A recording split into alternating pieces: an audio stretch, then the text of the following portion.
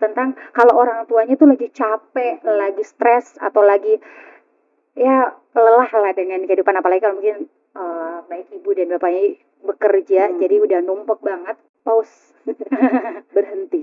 Oh, Ya, pause ya, jeda, oh iya kasih iya. jeda.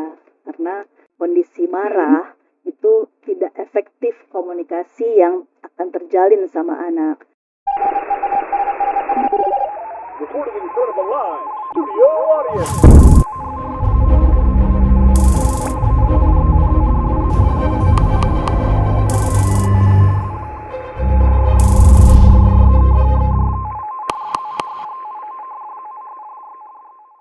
Baik, bismillahirrahmanirrahim. Assalamualaikum warahmatullahi wabarakatuh. Hari ini kembali lagi di Atira Talks, Special Mental Health, yang dimana pertemuan kita hari ini akan ngobrolin satu tema yang luar biasa.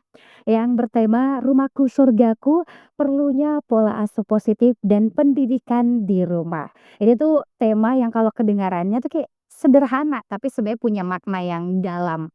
Kenapa? Karena siapa sih yang gak pengen rumahnya itu jadi tempat yang ternyaman, yang menyenangkan untuk kembali pulang, tempat belajar dan juga tentunya bisa menjadi tempat yang membuat kita menjadi manusia yang lebih baik. Tentunya hari ini Namira nggak sendiri ditemenin sama Ibu Titin. Gimana Ibu Titin kabarnya? Alhamdulillah, luar biasa ya. Iya, sangat Allahu Akbar, Masya Allah udah kompak aja nih dari awal ya. Ibu Titin Florentina SCMC psikolog. Biasanya dipanggilnya Ibu Titin aja atau Ibu Florentina? Kalau di kampus, Bu Flo, Flo. Oh, lebih keren ya kita panggil Ibu Flo juga biar kita kayak mahasiswanya sih. Ini adalah salah satu dosen di Universitas Boswell. Boswa. Nah, Bu Titin karena temanya tadi mungkin Bu Titin udah denger juga. Hari ini temanya itu Rumahku Surgaku, perlunya pola asuh positif dan pendidikan di rumah.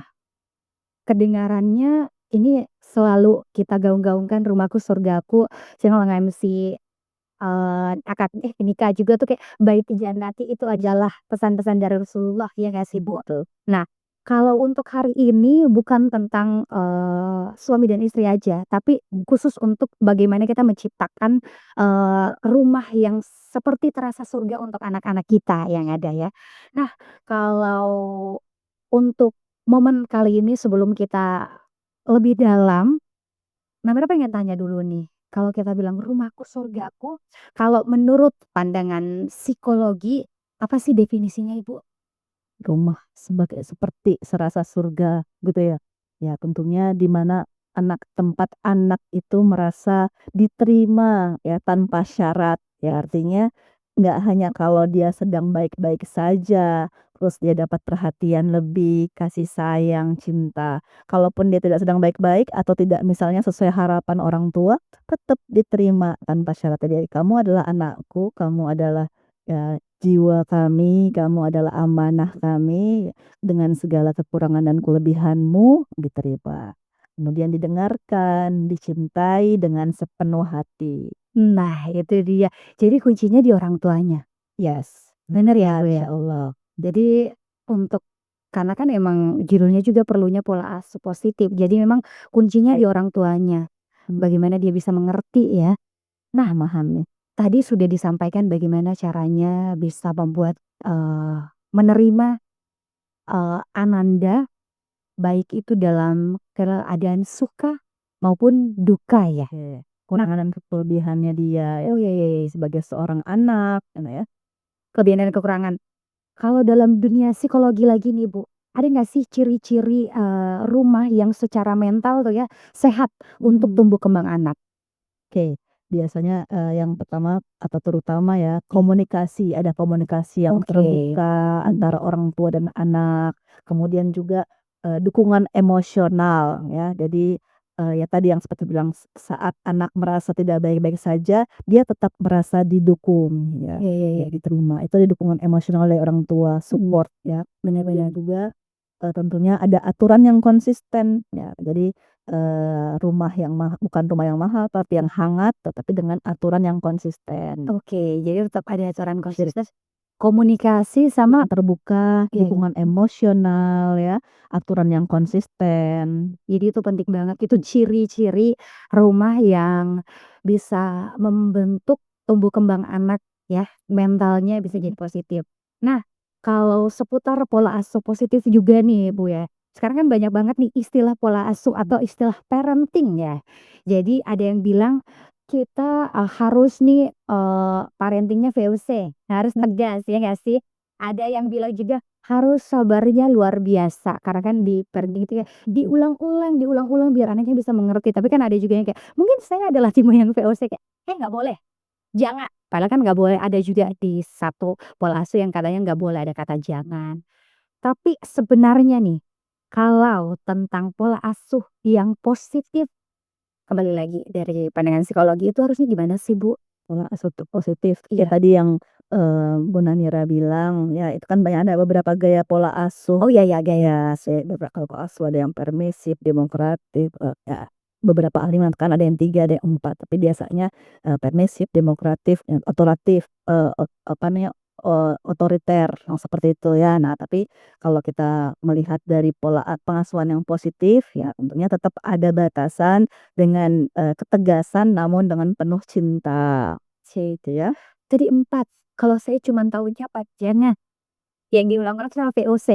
Boleh nggak spill sedikit tentang 4 itu? Karena mungkin untuk Atira Friends di sini nggak familiar, yang familiarnya tuh parenting yang kayak kita jadi orang tua yang sabar, sama yang VOC aja tahunya. Gimana sih Bu Titin? Ya, jadi saya ini istilah VOC itu kayaknya mengerikan juga ya, penjajahan. Iya, padahal ada bikin trauma untuk Indonesia ya. Oh ya, jadi ya yang pertama biasanya dia, demokratif itu atau otoritatif itu dia, memberikan batasan kepada anak-anaknya, tetap memberikan kesempatan berkomunikasi, menyampaikan perasaannya, idenya, pikirannya gitu ya. Kemudian ketika pun dia misalnya menjalankan sesuatu tidak sesuai aturan orang tua, ya orang tua nerima dulu, dikasih tahu, dibimbing lagi, gitu kan, seperti itu. Nah, kalau yang permisif itu biasanya ya, dia ini ya, tidak ada batasan ya, artinya dibiarkan mau bangun jam berapa, dibiarkan dibiarkan mau bangun jam berapa, mau makan jam berapa, mau main gadget jam berapa gitu ya, mau main sama teman siapa aja gitu ya, jadi nggak ada aturan. Mungkin saking sayangnya Iya iya, gitu ya biasanya. Konsep sayangnya mungkin kurang tepat. Kemudian yang otoriter ya, nah otoriter ini ya berarti orang tua memang memegang peran kendali yang sangat dominan. Dia menggunakan, apa namanya, praktek disiplinnya itu dengan keras gitu ya. Ya anak, salah dimarah, baik secara verbal bisa juga dengan fisik gitu ya. Kemudian komunikasi ya satu arah gitu ya, bukan 2 arah. Jadi ya orang tua yang memutuskan, menetapkan A, B, C. Nah, anak-anak tidak diberi kesempatan untuk dia explore, menyampaikan perasaannya, lebih seperti itu. Ada juga yang memang, ya pengabaian ya, pengabaian. Nah, ini, ya dibiarkan saja bertumbuh sendiri, berkembang sendiri Iya, anaknya. ya Bu ya. Ya, gitu ya. Jadi, tanpa batasan, bahkan ya dia kadang-kadang merasa tidak berharga, tidak ada apa sih saya seorang anak, anak siapa sih saya, konsep dirinya juga jadi nggak jelas karena diabaikan. Betul, beda lagi sama yang permisif tadi ya. Kalau permisif kan karena sayang jadi kayak ini ya memang pengabaian. Jadi dari 4 itu yang paling cocok ya untuk membangun, mental yang positif. Untuk anak yang mana tuh, Bu? Baik. Ya, gini, keempat-empatnya tuh biasanya akan digunakan di keluarga, dia suatu keluarga, tetapi yang mana yang dominan. Nah, semuanya juga punya dampak positif negatifnya. Tapi kalau tadi pertanyaannya yang lebih positif, ya tentunya tadi yang membuat anak bisa berkomunikasi dengan Yang pertama, terbuka ya, iya. dia diterima, aman ya, ketika dia mau mengeksplor sesuatu ya orang tuanya memberikan, kesempatan itu, tetapi tetap ada batasan. Iya benar sih, saya juga setuju yang pertama. Tapi kita memang ada momen-momen kita jadi otoriter juga, karena kan mungkin ada Ya. beberapa yang kita harus tegas. Jadi memang tapi kayaknya terakhir, lumayan nggak boleh ya Bu ya, yang kayak mengabaikan. Ataukah mungkin bisa mengabaikan ketika ada momen-momen yang kayak harusnya memang di momen ini kita nggak perlu terlalu ambil pusing dengan apa yang dilakukan sama anak-anak. Karena ada Mhm. satu yang biasa tuh kayak kalau anak-anak nangis ya, ini mungkin, banyak Atira friends yang pernah ngelihat, bagaimana cara parenting untuk anak-anak yang nangis kita dibiarin aja. Bagaimana Tapi sih perlu dari waktu, nggak dibiarin berjam-jam. Apalagi kalau anak kecil, nggak 5 menit lah dia sampai tahu bahwa kenapa kamu diabaikan. Nah, jadi nggak perlu bicara tapi diabaikan, "Maaf ya, tadi melakukan kesalahan." Dia suruh punya waktu untuk mengolah, mungkin dia nangis dulu, udah tenang, nah biasanya kita, apa namanya, ambil kembali mendekati dia, memeluk dia, nah itu dengar biasanya ibu-ibu muda teman-teman saya kayak lihat nih, sebentar tuh diam sendiri ternyata ada waktunya ya. ya Nggak boleh kayak sepanjang itu dia 1 jam menangis ya. Pantes mamanya langsung, ambil itu anak." Ternyata harus tetap gitu juga ya, ada waktu. adabnya ya, terutama untuk anak usia dini. Ya, dia nggak bisa karena dia kan belum paham, "Kenapa saya dibiarin selama ini? Nah, Salahku apa?" Kalau dia bisa bicara. betul betul betul betul. Nah, ini kan udah, menuju nih tentang bagaimana pola asuh juga. Tadi Namira sudah sedikit menyinggung bagaimana harusnya. Nah, gimana sih, saya tadi panggil Bu Titin sama panggil Bu Flo lagi. Bagian mana nih menurut Bu Flo tentang kalau orang tuanya tuh lagi capek, lagi stres, atau lagi ya lelah lah dengan kehidupan apalagi kalau mungkin, baik ibu dan bapaknya bekerja jadi udah numpuk banget, terus jadi ketika pulang ke rumah tuh sangat mudah ketika ada satu kesalahan yang mungkin sepele ya yang dilakukan sama anak-anak, itu marahnya bisa sampai kayak, nggak bisa nih pasti sudah Kontrol. dapet ilmu-ilmu parenting, tapi kalau momen emosinya emang lagi numpuk, jadi yang keluarnya emosi negatif dan, jadinya marahin lah atau kayak gimana. Tapi kalau dari, Bu Flo sendiri, sebenarnya kalau kita ada di momen itu, apa sih tipsnya dan bagaimana seharusnya kita bersikap? Oke. Pause, berhenti. Ya pause ya, jeda. Kasih jeda, karena kondisi marah itu tidak efektif komunikasi yang akan terjalin sama anak. Tidak komunikatif kita membangun koneksi secara emosional dengan anak. Jadi jeda, kasih waktu untuk kita tenang, rileks dulu, mengelola emosi kita gitu. Karena kan kalau emosional tuh valid, tapi gimana kita mengelolanya itu yang memang perlu kita latih. Apalagi berhadapan sama anak, gitu ya. Jangan sampai ekspresi kita, verbal kita, bahkan mungkin fisik kita ikut juga, apa namanya, reaksi gitu, bereaksi kepada anak ketika saat kita sedang marah. Nah, ini kan dampaknya bisa melukai ya, ada luka pengasuhan. Jadi kita harus pause, minta waktu, "Maaf ya, Bunda lagi nggak nyaman, ingin marah." Kita bisa bilang sama anak, Oh, butuh bukan kita langsung kayak anak-anak tuh lagi tantrum-tantrumnya yang kayak mungkin dia nyari apa terus kita baru pulang yang kayak, "Jangan dulu," atau langsung pergi, tapi tetap ya. harus dikasih Tahu penjelasan. pas penjelasan, "Maaf ya," nah sampai mungkin kita tarik nafas dulu supaya Iya. nggak langsung reaktif gitu ya. Ya sambil istighfar, tarik nafas ya supaya rileks baru, "Oke maaf ya Bunda sedang marah nih, butuh waktu untuk tenang dulu." Nah itu jadi kita bisa, menarik, cari jeda, cari waktu atau tempat yang tidak kita langsung, berinteraksi sama anak. Karena energi negatifnya nanti akan, apa ya, nyampe ya. Jadi walaupun nih case-nya Bu, contoh ibu jadi ibunya, saya jadi anaknya, di rumah kita cuman berdua, mungkin suami belum kembali ke rumah, terus saya langsung kayak, Ma, mana ini kaos kakiku?" Tapi ibu lagi yang kayak dari kantor juga sudah banyak, permintaan-permintaan deadline, harusnya seperti apa, bagaimana menempatkan dirinya, Ma, di mana ini kaos kakiku?" Kayak usia berapa anak disesuaikan terus nih kalau ya dewasa kayak gini saya bilang, tak simpan." Atau kayak, "Di mana matanya?" Nah, nggak juga.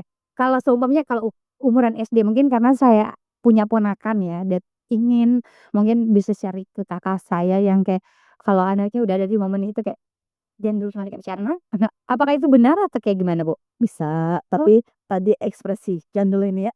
oh iya, Kita ekspresi harus sangat tetap jaga ekspresi kita, gitu ya, karena itu juga akan mempengaruhi, apa ya, mood-nya anak, perasaan bahwa Jadi baru cuma nanya ini, aku tuh nggak didengerin, langsung dimarahin gitu ya. Apalagi anak SD kan memang dia, apalagi usia awal-awal misalnya kelas 1, 2, 3 dia masih konkret cara berpikirnya ya, melihat ekspresi kita yang negatif, dia akan menangkap kesan kita marah, kita tuh kok, apa ya, menyakiti dia mungkin. Jadi tetap aja kita cek dulu. Berarti kalau misalnya anak SD tadi ya kita sampaikan, "Tunggu ya Nak ya," atau enggak kita bilang, "Sebentar sebentar, mama baru pulang, boleh istirahat dulu?" Tenang, "Tapi buru-buru nih," gitu. Oke, coba sambil diingat simpan di mana. Nah, ini juga terkait aturan, kemudian, tanggung jawab ya yang sudah diberikan sama orang tua. Apakah memang terbiasa dia untuk mengatur pakaiannya sendiri, ya, buku-bukunya, alat tulisnya. Nah, kalau sudah terbiasa sebenarnya ibunya sudah bilang, "Ayo coba, kayaknya kan udah ada tuh tempatnya, tunggu ya bunda lagi ini, bantu dulu yuk." Udah nggak ada, udah dicari. Oke sabar, bunda, mama atau umi mau butuh waktu dulu. Kita mungkin jeda juga dulu, minum dulu, tarik nafas baru oke, coba dibantu kalau kita memang udah tenang cari. Meskipun memang dia buru-buru karena kalau enggak ya memang jadinya ini ya chaos ya, heeh, jadi kalau nggak, "Ya udah tolong dulu kayak coba deh cari di sini ya," gitu. Jadi memang nada kita, ekspresi, nah ini yang memang butuh latihan menurut saya sih karena tidak semua juga ya orang tua kadang-kadang, "Ya sudah begitu mi muka tuh gitu, bawaan tekananku." So, kalau dibilang kayak marah, "Ih, sih nggak marah, begini memang caraku bicara." Tapi kayaknya tetap harus dilatih ya Ibu ya, untuk bisa membangun, tempat yang nyaman untuk anak-anak. Nah, sepertinya pertanyaan tentang pengaruh emosi orang tua terhadap kesehatan mental anak, meskipun gak ada kata-kata atau kekerasan fisik sudah disampaikan sama, Ibu Flo juga tentang ekspresi ya, nada juga. Nah, jadi kata-kata pun walaupun positif oh iya, ya. Tubuh. Itu kan bisa dia bilang, baik-baik saja," tapi kayak menghindar. Nah, anak juga tuh akan nangkap tuh. Oke, jadi selain apa yang dikatakan dan tangannya mungkin ya, ternyata gestur dan juga ekspresi itu bisa, menjadi salah satu, eee, yang mempengaruhi emosi anak ya? Anak, kalau orang tuanya juga karena jadi anak tuh belajar dari emosi orang tua, dan emosi itu kan bukan hanya marah kan, ada jenis emosi tuh emosi positif, emosi negatif. Nah, tentunya kalau emosi positif ya yang bahagia, senang, kemudian berkata positif, bangga gitu ya. Kalau emosi negatif ya banyak marah, iri, dengki gitu ya, cemas, yang seperti itu emosi-emosi negatif ya, marah gitu ya. Ya jadi anak itu belajar dari emosi orang tua. Kalau orang tuanya, apa namanya, sering merasa cemas, kemudian marah, murung atau murung misalnya, ini akan diserap energi ini sama anak, gitu kan. Nah ini biasa disebut kalau psikologi itu emotional contagion ya. Jadi, emosionalnya orang lain itu atau orang tua itu bisa mempengaruhi si anak. Oke, jadi sebenarnya istilah kayak anak-anaknya nih anaknya nih ceria, bisa saja itu karena orang tuanya selalu ceria. Anak-anak murung mungkin saja di rumahnya orang tua sering memperlihatkan muka sedihnya. Iya, jadi tergantung situasi ya. Ini kalau sesekali murungnya mungkin ada sesuatu ya, mungkin dia sedang nggak enak badan, kita harus cek dulu. Atau mungkin sakit gigi kalau anak tuh ya. Tapi kalau, terus berlangsung terus-menerus ya, sehari-harinya murung, bisa jadi karena, ada salah satu orang tuanya atau pengasuhnya memang, reaksinya biasanya lebih sering murung atau marah kah, atau, marah, murung atau itu ya cemas. Betul betul. Pengaruh. Jadi yang mempengaruhi ya Iya. emosi orang tua terhadap emosi anak itu Mhm. kayak menular nggak sih Bu, cocok ya? Jadi kalau kayak orang tuanya kayaknya ini adalah hal-hal yang relate bagi ibu-ibu paling sering. Karena biasa, entah itu anak perempuan ataupun anak laki-laki kalau ngelihat ibunya nangis pasti anaknya ikut nangis. Padahal nggak tahu kenapa ibunya nangis. Tapi seringkali Iya, iya betul betul. simpati ya tangan sama dia tuh simpati nih. Betul betul, dia bisa merasakan perasaan ibunya. Itu pun terjalin kalau ada kedekatan, ya nggak Iya, sih, Bu? betul. Nah, jadi, itu tadi terkait dampak, emosi-emosi yang dimiliki orang tua, baik, untuk anak ya. baik itu emosi positif ataupun emosi negatif. Nah, melihat sekarang banyak, apa, pemilihan-pemilihan, gen-gen gitu ya, Bu, dan selalunya anak-anak zaman sekarang itu diidentikan dengan anak-anak yang kritis. Nah, kalau ngomongin soal anak-anak yang kritis ya, kita selalu berusaha untuk kayak, kita harus, jadikan anak itu berkomunikasinya kayak teman. Betul. Tapi mama saya nih kayak, "Nggak boleh itu dikasih sama teman, karena nanti dia patotoai." Ya, bagaimana pendapat, Ibu Flo tentang ini? Karena emang ini, menjadi salah satu pertanyaan yang sering dilontarkan sama ibu-ibu di lingkungan saya. Kalau di sekolah kan kadang kita udah mengerti ya tentang kayak kita harus jadi teman dan segala macamnya. Tapi kalau untuk orang-orang tua dulu, menurut dia masih perlu nih anak-anak tuh, dibuat jarak, jangan terlalu dekat karena nanti dianya nggak menghargai atau nggak menghormati orang yang lebih tua. Kalau pendapat Bu Flo eee, menurut pandangan psikologi itu gimana sih Bu Flo? Ya, biasanya remaja ya ini ya, Iya sih. kadang kita sampaikan, "Yuk jadi sahabat anak."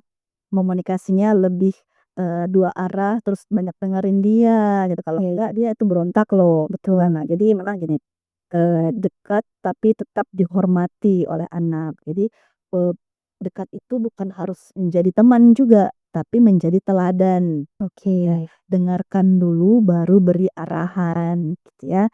Memang sih konsep sahabat tuh artinya sebenarnya bukan berarti ya sama, setara, tidak juga ya, karena orang tua ya punya kendali, punya tanggung jawab yang memang ya harus membimbing, mendampingi, membersamai gitu ya. Jadinya bukan dekat itu bukan seperti teman, tapi dia teladan, jadi teladan.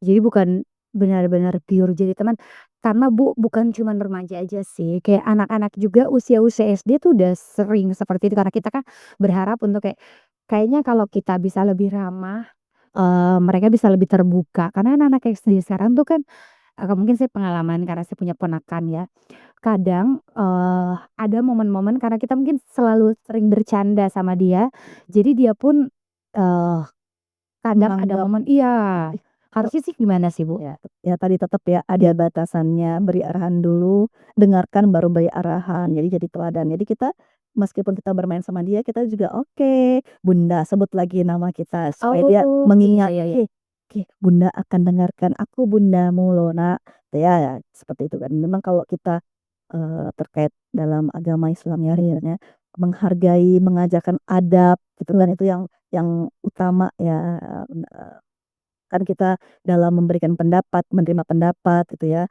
Nah jadi, eee, hormat juga harus diajarkan sama anak gitu ya, dari hubungan itu saling menghargai. Kita bilang kalaupun kita salah kita bilang, "Maaf ya." Nah teladannya mungkin di situ, "Maaf Nak," sebut namanya gitu ya, karena nama itu menunjukkan kita menghargai seorang anak itu. Jadi, "Maaf ya Nak, maaf ya, Namira," misalnya Namira, "Bunda tadi dengar ada kata-kata yang kurang sopan ya kepada Bunda. Bunda senang kamu bisa berekspresi, berkomunikasi dengan ini, tapi ada loh kata-kata tadi yang tidak baik ya, coba ulangi." Nah, gimana perasaanmu? Ajak juga dia, Oh. merasakan perasaan, orang lain, orang dewasa lainnya kalau kalau misalnya dia mengeluarkan kata-kata yang kurang sopan, atau keras, atau bahkan tidak menghormati. "Gimana Nak, enak nggak? Nyaman?" "Iya sih Bunda, jadi nggak sopan kalau ke orang tua, kalau ke teman biasa aja, memang begitu Bunda." "Oke, jadi gimana?" Nah, supaya dia juga paham bahwa saya tidak langsung di-judge salah, tapi saya juga diberi, ruang untuk bisa memahami apa kesalahan saya, apa yang kurang saat saya tadi berinteraksi dengan bunda saya, ibu saya. Nah itu jadi ketika ngobrol walaupun, tujuannya cerita untuk mengakrabkan diri tapi harus tetap diingetin Ya, posisinya ya, betul. posisinya stratanya kayak, "Saya tantenya ini Iya. ponakannya," jadi tetap dipanggil "Na" dan saya sebut kalau saya tantenya gitu. Nah itu jadi pelajaran yang paling penting juga sih untuk, orang tua, di luar yang kita nih orang-orang tua muda sih paling kita, eee eee, yang muda-muda nih yang punya anak kecil kadang karena mereka mendapat informasi itu cuman kayak sekelibat di sosial media aja yang bagaimana kita seharusnya menjadi, teman untuk anak tapi ternyata bukan pure teman ya, tapi untuk ngobrolnya bisa akrab sebagai Iya. teman tapi Seperti ya, kalau seperti situasinya nggak apa nyaman, keterbukaan, kan itu kan kayak kayak rasa teman ya, Tat, ya. Ada tetap batasan, gimana? Nggak apa, ceritain dong, sini sama Bunda, duduk sejajar, betul, patah, iya iya, menghadirkan perasaan dia aman, nyaman. Mungkin sama seperti temannya itu. betul betul. Tapi nggak sampai, Bunda tuh nggak, iya, Agak berlebihan sih, itu butuh batas. Kan dengan dia berekspresi, iya iya iya, tatap mata kontak mata ya. unsur kita dengarkan. Nah, ada juga kan lagi Iya iya, Mas. ngobrol tapi tidak fokus sama dia. Ini juga kan mempengaruhi koneksi yang terbangun. Nah Nah, nah itu dia. Jadi untuk, meladeni anak-anak yang kritis gitu ya, dia tuh butuh, kontak mata yang fokus yang benar-benar memperhatikan, tapi tetap pada saat kita ngobrol tetap, memberikan batasan, memberitahu kalau kayak, dia adalah anak yang lebih muda daripada kita. Untuk bisa, membuat batasan agar anak walaupun rasanya teman, tapi tetap bisa tahu batasan. Nah, itu ya tentang seputar pola asuh positif. Nah, kalau kita ngobrolin tentang, bagaimana pendidikan di rumah. Pendidikan kan bukan cuman di sekolah, bisa juga di rumah sama di lingkungan kayak di lingkungan tetangga kan, masyarakat kita, rumah kita. Tapi kenapa ya, Bu Flo, rumah itu disebut sebagai tempat belajar pertama dan yang paling penting? Saya kan di sekolah, tapi kita selalu mengingat oh ya, pertama dan utama. Kenapa tuh, Bu Flo? ya karena value karakter itu diawali di rumah pendidikan itu. Ya. Nah, kan ketika anak itu baru lahir, dia mendengarkan suara kita yang positif, menyenangkan, menerima dia, nanti dia bertumbuh, kita dampingi. Nah, jadi terus kita memasukkan ya mana yang baik, mana yang buruk, mana yang boleh, mana yang tidak baik, kan diawali di rumah. Betul ya. Pendidikan formal itu ketika dia sudah berpindah ya dari rumah ke sekolahnya. Sehingga yang pertama dan utama di rumah. Value karakter yang terbangun, pelukan pertama ya, kasih sayang orang tua Betul ya. betul. Jadi butuh banget pendidikan yang sudah kita bangun di rumah, ketika kita memilih pendidikan formal untuk Anda, bagaimana semestinya kita mencari sesuatu atau, pendidikan formal yang visi misinya sama nih dengan apa yang ingin kita ajarkan. Jadi apa namanya, setiap anak itu dilahirkan dalam keadaan fitrahnya. Orang tuanya lah yang membentuk dia menjadi ya yang baik kah, positif kah, gitu ya. Oke, jadi dengan Yang pernyataan negatif. Bu Flo tadi ini bisa menjadi apa ya, kayak satu pernyataan ketika anandanya, mohon maaf ya Bu Flo, ada hal yang tidak sesuai dengan pendidikan di masyarakat. Apakah kita bisa menyalahkan orang tuanya? Kalau anaknya tidak Iya, sesuai harapan, apakah mungkin menyalahkan? kayak kurang sopan atau seperti apa? Mhm. Apakah memang orang tua yang bertanggung jawab atau, mungkin masyarakat, lingkungan sekolah, gimana kalau pendapat Bu Flo sendiri? Ya kalau untuk anak dan remaja karena memang kendalinya atau teladannya masih orang tua, nah kita lihat bagaimana, cara orang tua melakukannya pola asuh tadi ya, strateginya dalam mendidik anaknya ya, membersamai, kemudian memberikan teladan-teladan sama dia. Ya kalau anaknya di luar, berperilaku tidak sopan gitu ya, kita harus cek juga bagaimana dia memperoleh nilai-nilai kesopanan dari siapa, karena di rumah juga kan orang tua kan bukan hanya orang yang melahirkan dia, tapi orang yang mengasuh dia. Ya, bisa mungkin nenek, kakek, tante, om, pengasuhnya juga termasuk ya. Nah, itu harus dicek, dilihat seperti apa anak ini melihat pola asuh dari keluarganya atau yang di rumah. Nah, itu yang paling penting ya untuk mengenai pendidikan pertama. Jadi bukan cuman orang tua juga, tapi orang-orang yang di sekelilingnya. Iya, Karena kan banyak, karena kan saya pun itu, kan ada anak-anak yang hidup bukan cuman sama orang tua, betul. dia hidup mungkin sama kakek nenek atau om dan tante. Jadi memang kayak lingkungan tempat dia tinggal ya, Enggak, Ibu ya. betul. Tempat dia tinggal itu yang menjadi salah satu poin penting ya, bagaimana terbentuknya mental anak itu sendiri. Nah, karena tadi kita ngomongin soal pendidikan di rumah, ada nggak sih kalau dari Bu Flo tips sederhana, misalnya kayak apa sih yang harusnya kita lakukan untuk bisa, membentuk atau membuat rumah itu menjadi makin positif dan membuat anak-anak nyaman di rumah? Oke, baik. Tadi juga nambahin ya, sekarang tuh orang tua juga bukan hanya figur ya manusia. Anak juga pendidikan didapat dari mana saja, bisa juga dari sosial medianya, Oh iya itu betul. itu juga Penting perlu sekali. diperhatikan tuh. Selain tadi pengasuh-pengasuh yang ada di rumah ya, seberapa besar dia berinteraksi dengan orang di sekitarnya dan seberapa besar dia berinteraksi dengan si gadgetnya, ya informasi yang didapat ya. Kemudian contoh-contoh apa orang atau yang bisa dia lihat dari figur ya di dalam gadgetnya itu juga mempengaruhi anak ya. Kemudian tadi tanyakan, tips sederhana. Tips sederhana sih karena Ibu bilang kayak gitu, apakah sopan ketika orang tua dia ngecek-ngecek gadget anak-anak? Kalau untuk usia remaja, kalau untuk anak-anak kan biasanya gadgetnya memang gadget orang tua yang dipakai sama anak-anak. Betul. Tapi gimana kalau udah kayak usia SMP, mereka sudah punya handphone sendiri, SMA, bagaimana pendapat Ibu Flo ketika orang tua ingin ngecek handphonenya? Apakah tidak boleh karena itu privasi atau sebenarnya boleh karena Ya. anak ini masih di bawah naungan orang tua? Baik.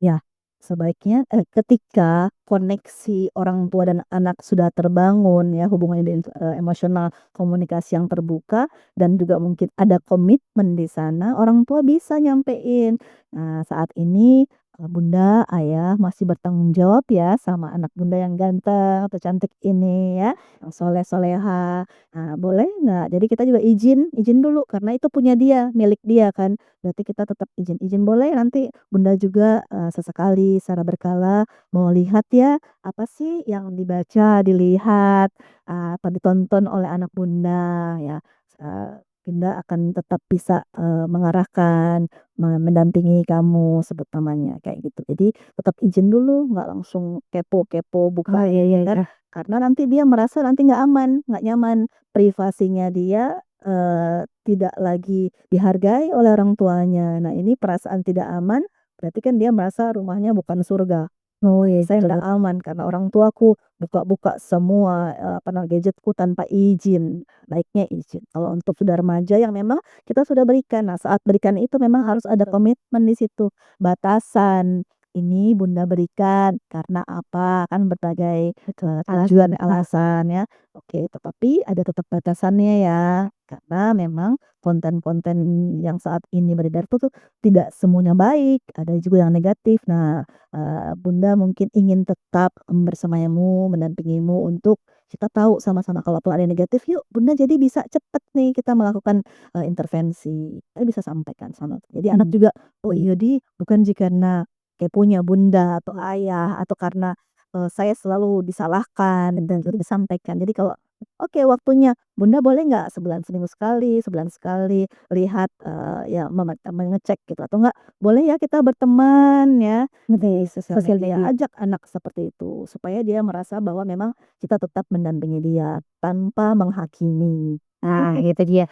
Kayaknya ini poin penting deh untuk, apalagi untuk anak-anaknya yang udah remaja diberikan gadget handphone ya. Kayaknya butuh komitmen itu ditandatangani di atas materi.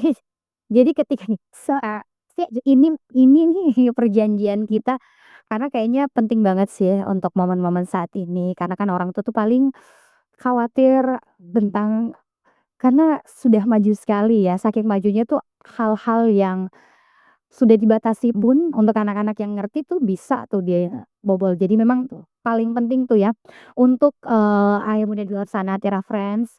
Jadi ketika ingin kayaknya udah waktunya nih biasa sih SMP ya, SMP, sudah waktunya saya memberikan alat komunikasi atau gadget untuk anak, tapi sebelumnya kayaknya butuh ada beberapa hal ketentuan-ketentuan yang disepakati untuk dalam pendampingan ketika kita memberikan keleluasaan menggunakan gadget, ya nggak sih, Bu, ya? Nah itu ya, kan, kita lanjut lagi terkait dengan tips atau hal-hal yang bisa kita lakukan di rumah untuk membuat, anak itu nyaman di rumah. Gimana tuh, Bu Flo? Ada yang senyum, sapa, salam. Iya, di ruang Humas Atira dong. Iya, gimana, Beb? Jadi senyum ya ya setiap hari ya ketika ketemu dengan tulus meskipun kadang-kadang kadang kita kan lagi nggak nyaman juga kan dengan diri kita, senyumnya susah. Kayak anak saya tuh kadang-kadang dia cari senyum saya yang terindah gitu. Ya dia lagi yang mencari momen senyum yang terindah. Kalau enggak ibu nggak pasti lagi marah tuh, lagi sedih tuh, lagi oke jadi senyum ya, memberikan senyuman, menyapa dia, "Apa kabar anak bunda?" Sebut namanya, panggil namanya gitu ya, karena itu kan punya arti ya tuh berharga gitu untuk anak. Kemudian, ya dengarkan dia ya, dengarkan cerita mereka tanpa menghakimi, itu biasanya udah nyaman anak tuh. Jadi bukan, karena kita sempurna juga, tapi kita selalu ada untuk dia. Dengarkan dengan tulus, dengan fokus ya, dengarkan dengan hatinya. Itu tuh sebenarnya membuat anak aman, nyaman gitu ya, berada di rumah. Oke, tipsnya pas saya minta tips kecil dan sederhana, sangat sederhana ya.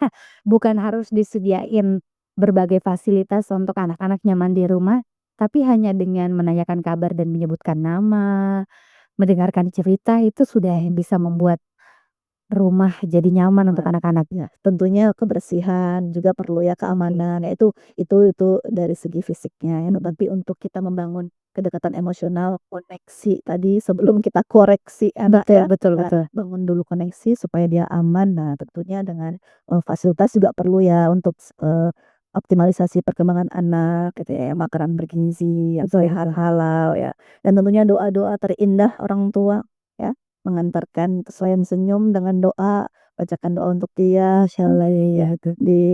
sentuhan juga ya, anak selalu pergi sekolah sekolah dipeluk, berpelukan kan akan menghadirkan hormon kebahagiaan, ya dicium di keningnya, pipi kanan, pipi kirinya. Dan biasa kan ke anak-anak aja salim. Salim, salim juga tuh sebenarnya tuh nggak asal salim loh, sekarang kan kadang-kadang salimnya ya nggak tahu di mana tanpa jadi tetap harus bener ya di telapak tangan orang tuanya, di ini ya punggung ya. Orang tuanya, kemudian tadi kita elus kepalanya, didoakan, kita sampaikan juga afirmasi positif, "Bunda bangga sama kamu." Gini sih namanya, "Bunda bangga, masya Allah anak bunda tuh selalu, berupaya mengikuti aturan, sayang sama adik, sayang sama ayah bunda, hormat, makasih ya." So Itu penting banget sih. Tapi kayaknya harus bangun cepat sih, karena kalau lama ya, harus bangun cepat. Harus bangun cepat kalau ke sekolah iya afirmasi iya, positif ya. betul, Bangun subuh lah kan iya. masuk di Atira 7.30 juga adalah momen-momen untuk bisa sebelum kita Beberapa menit kok itu. Oh iya, saya siapkan ya, Bu, ya. Masya Allah, semoga kita selalu menyiapkan yang terbaik ya untuk menjadi orang tua, tentunya, membangun lingkungan yang positif untuk anak-anak kita menjadi lebih baik.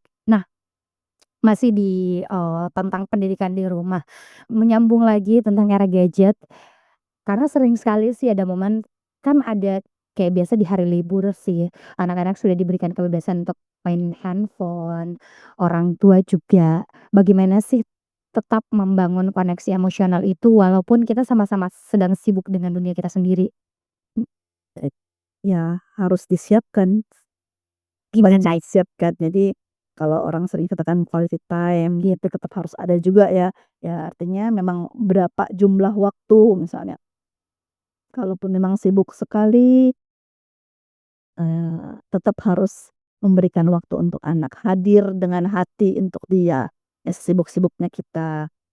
Memang ada mengatakan batasan 15-20 menit, itu kalau bisa disempatkan sama anak ya, mendengarkan dia tanpa menghakimi, kemudian mendukung dia, mensupport dia dalam, situasi apapun, kemudian ada momen-momen ya makan bersama, ngobrol, nonton mungkin, televisi bersama ya, yang tentang pendidikan, edukasi seperti itu. Kemudian, bisa juga dia mungkin kalau dia mau menumpahkan perasaannya ya, baik yang bahagia maupun sedih itu harus ada waktunya. Bahkan satu anak tuh sama satu orang tua sebaiknya ada momen itu, gitu. gimana kalau udah bersaudara? Ya 2 saya ayah punya waktu untuk si kakak, hari ini ya jalan bareng, ngobrol bareng, atau ayah dongengin sama dia.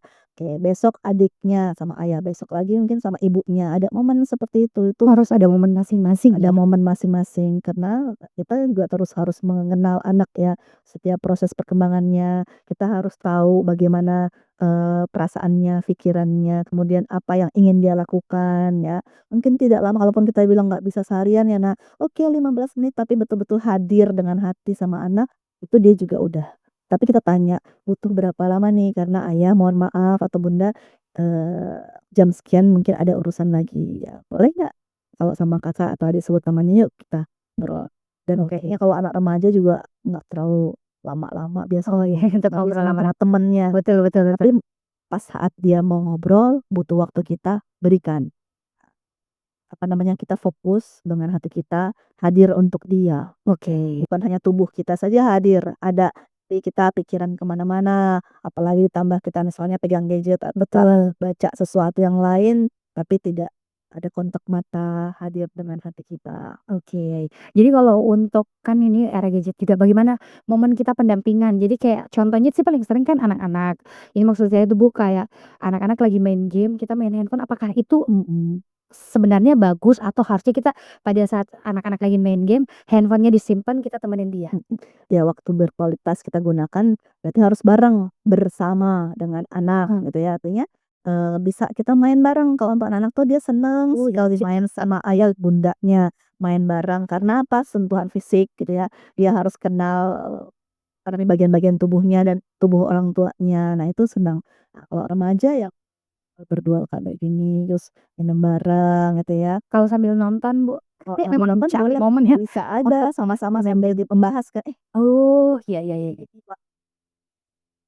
figur apa tuh, kemudian ceritanya tentang apa, alurnya bagaimana. Kalau kita juga kita mau ngecek gimana dia, analisa berpikirnya, logika berpikirnya, kemudian kemampuan dia menangkap, informasi, itu kan bisa dari bareng-bareng nonton, bareng ngobrol, bareng-bareng main juga boleh, Nah itu momen ya. penting. Jadi kayaknya lebih bagusnya kalau seumpamanya Ananda ini main-main game di gadget, kan biasanya kayak hampir ya, setiap anak sekarang ya Bu ya, usia-usia TK mereka pasti punya yang kayak gini. Ya, Dengan, pertimbangan kan biasa iklan-iklannya setidaknya ini tuh kalau handphone kan kecil, kalau ini besar jadi kayak walaupun jauh tetap kelihatan. Jadi sebaiknya ketika anak lagi main game, orang tua tidak fokus di gadgetnya karena kan saya pun berpikir seperti itu kan anak-anak sudah ya dipilihkan game yang mhm. sudah sesuai usianya. Mhm. Apakah boleh ketika anak-anak sudah main, dia main sendiri kita juga main dengan gadget kita? Tergantung aturan, artinya kesepakatan juga. Jadi kalau memang waktunya, jadi kan setiap keluarga beda-beda. Kalau ada waktunya, Ya beda biasa weekend sih. ya, oke. Kalau memang ada waktunya, mereka memang bermain bermain gadget dan memang, untuk dirinya sendiri, Sendiri. ya udah berikan. Oh, Tetapi kita baik. bilang, "Ayah boleh pegang gadget juga main game atau apa?" Boleh. Tapi kalau tidak, kita mungkin melakukan hal yang lain atau bersama dia, boleh lihat mau ditemenin, mau bareng atau ayah boleh bermain gadget juga, itu tuh kesepakatan. Oh, jadi Kalau anaknya seperti yang aman sih ya. ya yang amannya kesepakatan, kalau anaknya nyaman, "Aku pengen temenin, aku pengen main bareng sama ayah atau bunda," misalnya, atau, "Enggak, ayah juga bolehlah main juga, aku main nih, aku lagi seru nih," gitu. Tergantung, tapi Iya. ada tetap batasan waktu, gitu juga. Nah, itu dia. Jadi, saya bertanya karena saya biasa gitu, Bu. Ada momen-momen yang kayak kita pengen nonton tapi, nggak pengen ini mungkin antara tante dan ponakan ya, kadang kan sekarang ada momen kedekatan itu. Jadi, eee, dia main dengan game-nya sendiri, kita pun dengan dunia kita sendiri, tapi tetap di tempat yang sama. Kan itu bisa, eee, ikut mengeratkan emosionalnya nggak sih, Bu? Karena setidaknya kita ada di tempat yang sama. Bisa, kalau memang kesepakatannya main sendiri-sendiri, dan memang ada main tuh bersama dan dengan, itu kan berarti dengan ada orang lain, tetapi saya ingin hari ini fokus dulu sama mainan aku, tante ya mainannya tante sendiri, tapi dia akan senang, "Makasih ya tante," kita juga, "Tante temenin ya, nah kita bareng-bareng ya." Nah dia juga, "Makasih ya tante, aku udah ditemenin." Masyaallah, itu ya artinya bisa. Saya pengen cari validasi aja. Nah, kalau untuk komunikasi sendiri, seberapa besar sih peran komunikasi di dalam rumah dalam membentuk karakter anak? Dan apa yang sering salah kaprah dalam cara kita berkomunikasi di rumah, utamanya antara anak dan orang tua? Jadi bagaimana pentingnya komunikasi dan apa sih yang kadang kita salah kaprah terkait bagaimana harusnya cara komunikasi kita dengan anak di rumah gitu. Penting sekali ya dalam berkomunikasi karena ketika komunikasi itu tidak menghantarkan pesan yang diterimanya sama dengan orang yang menerima pesan itu juga tidak efektif.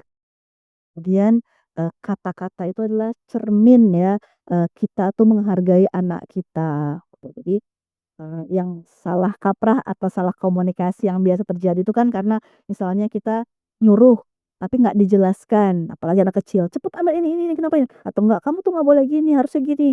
Nah, gini, tanpa menjelaskan apa tujuannya, kenapa demikian. Nah, ini yang sering salah kaprah, komunikasi jadinya, ya tidak nyambung, kemudian tidak menyenangkan, tidak efektif nanti jadinya. Sehingga apa yang dia tangkap tidak sesuai dengan apa yang orang tua harapkan, tuh. Jadi memang penting sekali ya, apa namanya, Komunikasi. komunikasi dalam membentuk, karakter anak tadi, ya. Karena, dengan komunikasi, ya selain memang lembut ya kalau kata Rasulullah, meskipun mungkin kadang-kadang kita bilang, "Nggak bisa Kak lembut, begitu memang." Begitu Ya kan bawaan iya begitu bawaan, nggak masalah sih menurut saya itu kan sesuai dengan memang logat, situasi rumah, kondisi budaya setempat, tetapi, eee, pesan yang kita sampaikan itu sama dengan apa yang memang ya orang yang menerima pesan ya. Kita orang tua menyampaikan pesan, memastikan bahwa itu sampai dengan benar ke anak. Nah, tapi caranya bisa dikonfirmasi, apakah kita tidak kecepatan, volume kita seperti apa, ekspresi kita bagaimana, itu juga harus kita, itu dalam berkomunikasi efektif tuh di apa ya, digunakan gitu ya, dipraktekkan. Tidak hanya ngomong asal ngomong tanpa penjelasan, ekspresi juga kita tidak ada, tidak sesuai dengan apa kalimat kita, atau bahkan ada kalimat negatif yang kita sampaikan tanpa kita sadari. Nah, itu yang perlu memang, disiapkan ya dalam, membangun komunikasi efektif, menyenangkan sama anak. Nah, kalau terkait dengan, hal-hal yang kadang biasa salah kaprah, yang ternyata nih sebenarnya bagus sih, kita mengiranya bagus ternyata tidak bagus. Apa sih yang biasa Bu, kalau di hubungan orang tua dan anak? Salah kaprah, karena kita kurang mendengarkan dulu biasanya tuh, Oh, iya iya. marah tanpa mendengarkan, apa sih maunya anak gitu, kalaupun memang dia kecepatan ngomong, tenang tenang, "Oke, dia belum paham nih, apa maksud tak? Apa maksudnya, mau ngomong begini?" Nah, "Coba ulangi yuk." Nah, dengarkan dulu. Oh iya, identifikasi dulu permasalahan, yang salah kaprah, dia udah ngomong kondisi marah, pasnya tinggi, mungkinnya agak keras, tua merasa egonya juga terancam gitu, kok sama orang tua ngomongnya kasar, deras sih, nggak sopan." Nah, ini kan salah kaprah berarti Iya kan, betul. tidak sampai anak mengirimkan pesan padahal bilang, "Saya marah, saya tuh kesel." Dengerin dulu, validasi dulu. "Oh, Kakak lagi marah. Oke oke oke, Bunda belum paham ya, maaf. Boleh tenang dulu supaya Bunda paham, karena kalau kondisi seperti ini, marah ini, Bunda nggak paham. Bundanya juga jadinya ingin marah." Kita bisa bilang. Oke, yang bikin salah kaprah biasa karena Mhm. ada emosi negatif dari ananda yang kadang kita juga malah ikut emosi ya. Ternyata harus jeda seperti yang pertama ya, jeda dulu. Jeda. Si jeda ruang. Kan biasanya anak-anak biasanya pulang kalau anak TK, pulang, ya ada yang nangis, ada yang bahagia gitu kan, betul, didengerin cerita. Ya udah kita, "Oke, silakan cerita dulu, denger biar baru kita, oh sedang kesel ya, sedang kecewa ya, ih sedang bahagia nih hari ini." Nah, divalidasi emosinya, kita sampaikan, ini emosi apa, baru kita ngobrol, ngegas. Oke, validasi emosi kayak penting banget ya. Karena tadi kita sudah membicarakan tentang bagaimana itu pola positif, bagaimana pendidikan di rumah. Dari itu sebenarnya rumah yang baik untuk anak, kesehatan mental anak tuh rumah yang penuh dengan aturan atau yang penuh dengan pelukan? Wah, pilihan yang apa nih? Iya, karena kan nggak boleh sesuatu itu nggak boleh berlebihan. Oke, betul. Ya, sebaiknya kombinasi Oh ya, iya iya. artinya pelukan yang punya arah, tapi juga aturan yang hangat. Mungkin gitu ya itu dia. Contohnya gimana? Kayak gimana? Misalnya ya, anak tuh kan memang, ya perlu kasih sayang, tetapi sebenarnya anak juga butuh aturan. Jadi kalaupun kita memberikan aturan ya atau kan, ya aturan batasan ya tetap dengan karena kita paham ini tahapan perkembangannya dia. Oke, ini kebutuhannya. Sehingga terbentuklah itu. Jadi kita meskipun tadi dalam banyak pelukan tapi tetap ada arahnya. Hingga kemudian tadi kayak batasan tetapi hangat, tetap hangat. Oke, tahu ya batasan ini baik, yang buruk, yang boleh tidak. Ya, disampaikan dengan nyaman, kemudian diberikan teladan contoh, karena jangan juga mungkin kita sampainya baik, tapi teladannya tidak sesuai. Kita suruh anak habis makan cuci piring, kitanya taruh saja. Kita suruh anak sholat tepat waktu, kitanya nunggu-nunggu dulu, mungkin secara kerjakan sesuatu, kita bilang tak boleh pegang gadget, kita pegang gadget terus. Nah, kan itu tidak adil dan itu pasti anak merasakan tidak aman. Ayah bilang atau ibunda bilangnya ya tadi penggunaan gadget yang terbatas, ada waktunya, sholat tepat waktu. Tetapi kok bunda juga tidak melakukan itu sesuai dengan aturan. Tetapi kalau kita perlukan itu punya arah, ya kemudian batasannya juga dilakukan dengan hangat, dengan tepat, dengan sesuai ya. Nah, itu mengajarkan juga sebenarnya sama anak kesesuaian antara bicara dengan perilaku. Ini kan integritas sebenarnya. Itu harus konsisten. Nah, jadi rumah bisa jadi rumahku surgaku kalau ada pelukannya, ada aturannya. Aturannya hangat, pelukannya terarah. Nah, itu dia. Nah, ini menjadi salah satu yang paling penting karena kan akhir-akhir ini baru nih maraknya tentang parenting atau pola asuh. Kalau ada orang tua yang merasa kayak, "Kayaknya terlambat nih, anakku sudah besar. Kayaknya terlambat kalau saya baru memperbaiki pola asuh."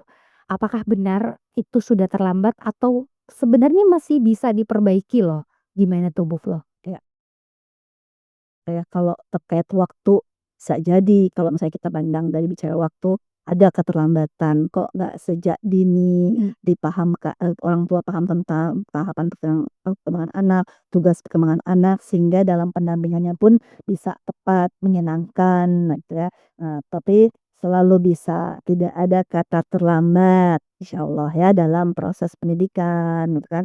Karena apa namanya, terlambat untuk berubah, selalu ada upaya, selalu ada. Karena saya juga alhamdulillah mendapatkan ini ya, tadi kalau di surat Az-Zumar tuh Allah berfirman jangan putus asa ya dari rahmat Allah. Begitu juga dengan parenting. Setiap hari, setiap waktu selalu ada kesempatan kita untuk memulai lagi bahkan atau mengubah, memodifikasi gitu ya.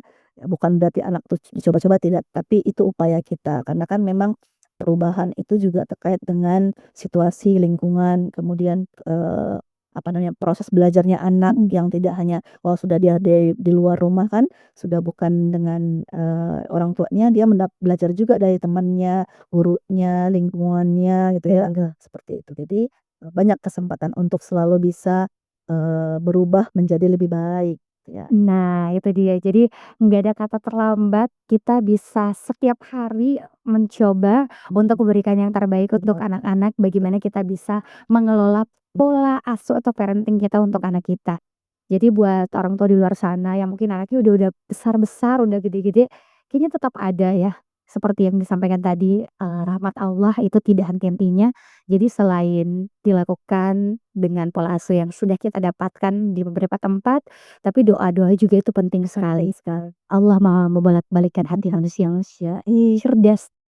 Dan gini, kalau memang ada yang kurang tepat sesuai dengan ya, aturan agama terutama ya, yuk kita belajar lagi, bisa sama-sama, ya, bisa dapat perikajian bareng-bareng supaya oh iya ya kemarin bunda tuh caranya masih salah, ternyata pemahaman bunda tidak seperti yang diajarkan oleh Rasulullah misal. Bisa kita juga bisa terbuka menyampaikan sama anak, mohon maaf ya bunda tuh nggak pernah dengar, nggak pernah belajar ini selama ini ya. Jadi anak juga bisa mengajar, apalagi kalau di Attila kan ada pendidikan agamanya kuat ya, alhamdulillah. Jadi anak juga bisa kasih kesempatan anak untuk menyampaikan informasi-informasi yang positif, yang baik, yang sesuai aturan agama Al-Quran dan As-Sunnah itu ke orang tuanya. Jadi nggak Nah, apa-apa ya? iya kita orang tua harus juga terbuka. Apa sih yang tadi dipelajari? Siapa tahu bunda belum tahu nih, ayo dong ajar informasikan ke bunda, ajarin bunda. Itu sampaikan. Jadi kita tetap terbuka gitu ya? Terbuka, jangan merasa paling sempurna, ya paling benar. Justru tempat belajar terbaik tuh dari anak gitu ya. Iya, betul betul. Karena kalau menjadi orang tua itu kita tiap hari terus belajar karena ada hal-hal baru yang selalu kita dapatkan dari anak. Sampai akhir hayat belajarnya. Yes, benar walaupun anak kita udah menikah, udah punya anak, kayaknya masih tetap ya. Nah, ini terakhir kayaknya kita butuh kata-kata penyemangat dari Bu Flo. Mungkin ada jadi orang tua, ada yang baru mau jadi orang tua. Bagaimana nih kata-kata penyemangat yang bisa diberikan untuk orang tua di luar sana? Mungkin kayak untuk Namira juga yang baru akan menjadi orang tua. Bismillah, bagaimana sih apa sih hal-hal yang harus dijadikan penyemangat? Penyemangat ya. Iya, Kalimat penyemangat untuk orang tua, untuk saya sendiri ya. untuk semua akhirnya fans di luar sana. Baik, tidak harus tidak harus selalu sempurna ya. Cukup hadir dengan cinta, dengan ketulusan, dengan tanggung jawab kita bahwa kita diberi amanah oleh Allah menjadi orang tua. Kemudian dan terus belajar, berproses.